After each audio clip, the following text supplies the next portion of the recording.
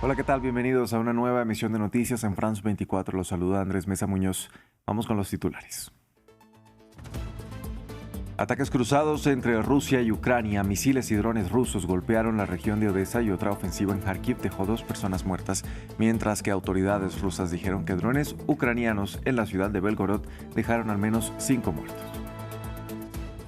Israel rechazó el plan de 15 puntos del presidente Donald Trump para lograr la paz en Gaza. Según el primer ministro Benjamin Netanyahu, no se retirarán del enclave palestino hasta que jamás se desarme por completo. Sus declaraciones se dan después de haber lanzado nuevas ofensivas en este territorio. En Canadá, la rápida expansión de los incendios forestales obligaron a la provincia de Columbia Británica a declarar el estado de emergencia.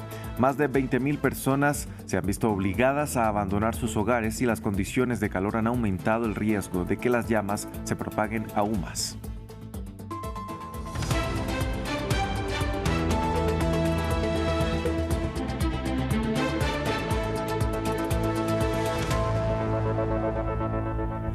Vamos a iniciar con noticias de la guerra en Ucrania, con una serie de ataques cruzados durante la noche. Del lado de Rusia, las autoridades reportaron que al menos 5 personas perdieron la vida por drones ucranianos en la ciudad de Belgorod, mientras que en Ucrania, una ofensiva con misiles y drones golpearon la región de Odessa, dejando al menos 8 personas heridas, mientras que en la ciudad de Kharkiv se reportan 2 muertos y 27 heridos tras un ataque a un edificio de apartamentos. Los detalles con nuestra corresponsal Emanuel Chas. Una vez más, Rusia lanzó un ataque masivo contra Ucrania. Esta vez Odessa fue duramente golpeada. Moscú lanzó 11 misiles y alrededor de un centenar de drones contra la ciudad portuaria, aunque más del 70% de los drones fueron interceptados. La defensa aérea ucraniana solo logró derribar uno de los misiles. Además del coste humano con una docena de heridos, los daños en el centro histórico de la ciudad fueron considerables. Las infraestructuras energéticas de la ciudad también resultaron dañadas, lo que dejó a parte de los habitantes sin electricidad ni agua corriente. Aquí, en la ciudad de Kharkiv, en el noreste del país, un dron se estrelló contra un edificio residencial. 2 personas murieron y 13 resultaron heridas. Por su parte, Rusia afirmó que la ciudad de Belgorod, situada a solo 70 kilómetros de Kharkiv, fue atacada por drones ucranianos. Varios videos compartidos en las redes sociales rusas mostraron edificios residenciales en llamas y, según fuentes rusas, estos se encontraban cerca de la sede del FSB, los servicios de inteligencia rusos, así como de una central térmica. En noticias de la Franja de Gaza, Israel manifestó su rechazo al plan de 15 puntos fijado por el llamado Consejo de Paz e impulsado por Estados Unidos para llevar a cabo la segunda fase del plan para poner fin al conflicto en este territorio palestino. Las declaraciones las hizo el primer ministro israelí Benjamin Netanyahu días después de haber lanzado una ola de ataques sobre suelo gazatí. Primero que todo, quiero transmitirle lo principal. Mientras yo sea primer ministro, no se establecerá un Estado palestino ni en Gaza, ni en Judea y Samaria, ni un Estado de Fatah, ni un Estado de Hamás. Y respecto a cuestiones específicas que han aparecido recientemente en las noticias, quiero hacer una precisión. Israel rechaza el documento de 15 puntos. Las FDI no llevarán a cabo ningún tipo de retirada hasta que Hamás sea desarmado. Y cuando digo que jamás se ha desarmado, me refiero a las armas pesadas, las armas menos pesadas y las armas ligeras, todas las armas. Irán dijo que no negociará con Estados Unidos mientras este país siga incumpliendo el memorando de entendimiento alcanzado en junio. El anuncio fue hecho por el ministro de Asuntos Exteriores de la República Islámica, Abbas Araghchi, quien agregó que las conversaciones con Omán sobre las nuevas rutas marítimas a través del estrecho de Hormuz se encuentran en su fase final, aunque aclaró que eso no significa que el cruce vaya a abrirse automáticamente y que esto depende de Estados Unidos. Estamos discutiendo la cuestión de una ruta provisional. Estamos muy cerca de un acuerdo, pero determinar la ruta entre Irán y Omán no implica necesariamente la apertura del estrecho de Hormuz, ya que está sujeta a otras condiciones. Estados Unidos debe reparar el daño causado por la violación del memorando de entendimiento entre Irán y Estados Unidos. Francamente, puedo decir que la situación actual es consecuencia de la violación de dicho memorando por parte de Estados Unidos. En el oeste de Canadá, la provincia de Columbia Británica declaró el estado de emergencia debido al destructivo incendio forestal de Bold Range, que sigue ardiendo. De rápida propagación, el fuego ya ha arrasado más de 10.000 hectáreas y más de 20.000 personas han sido evacuadas desde el viernes. Lea Jurel nos cuenta más. Un incendio forestal comparado con la explosión de una bomba. El sábado, miles de residentes de la región vinícola y frutícola de Columbia Británica recibieron la orden de evacuar, ya que el fuego casi duplicó su extensión durante horas de la noche. No sé si mi casa ha desaparecido o sigue ahí, pero ese fuego llegó con tanta rapidez y furia. El incendio pasó de 50 hectáreas a 400, luego a 1.000 y finalmente a 5.000.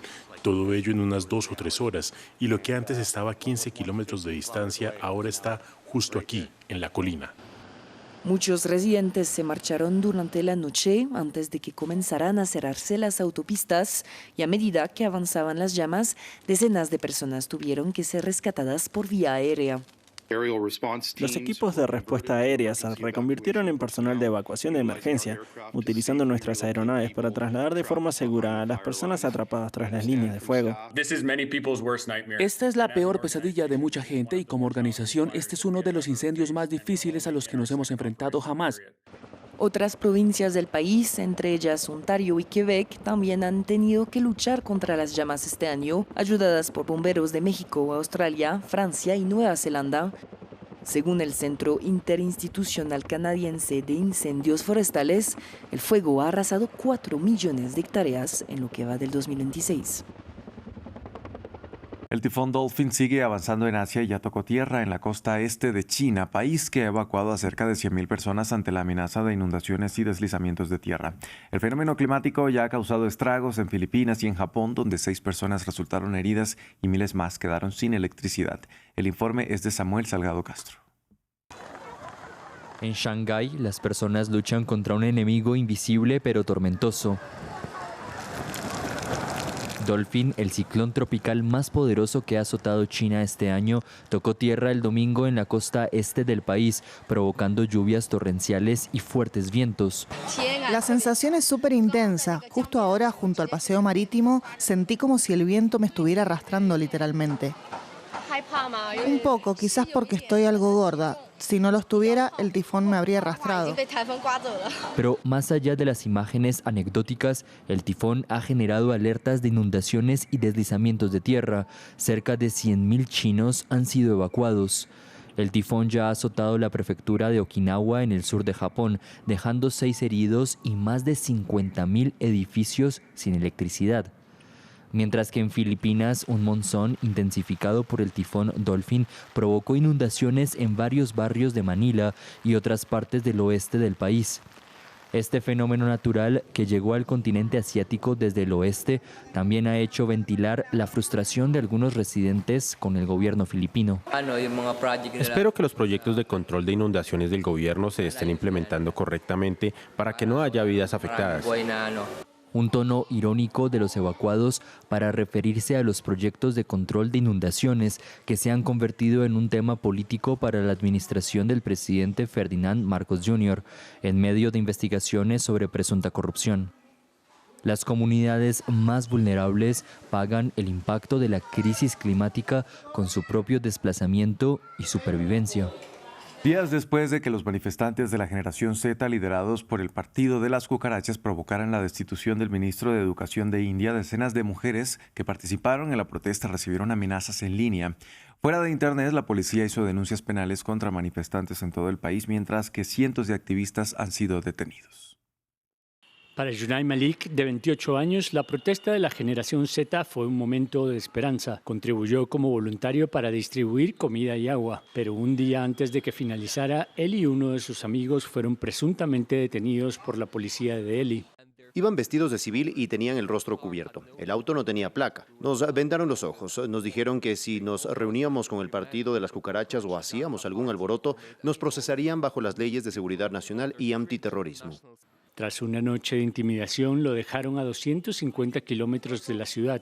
La protesta del 20 de julio fue reprimida brutalmente por la policía, con cientos de detenidos en todo el país. Lo que siguió, según el Partido de las Cucarachas, fue una cacería de brujas en el mundo real y en línea. Estos jóvenes están mal orientados. Es nuestro deber mostrarles el camino correcto. Los videos de esta creadora de contenido de 23 años grabados durante la protesta obtuvieron millones de visitas. Después llegó la campaña de odio en Internet. Algunos intentaron hablarme con normalidad, pero otros dijeron cosas tan obscenas y vulgares que no puedo repetirlas en cámara o contarlas a mis amigos.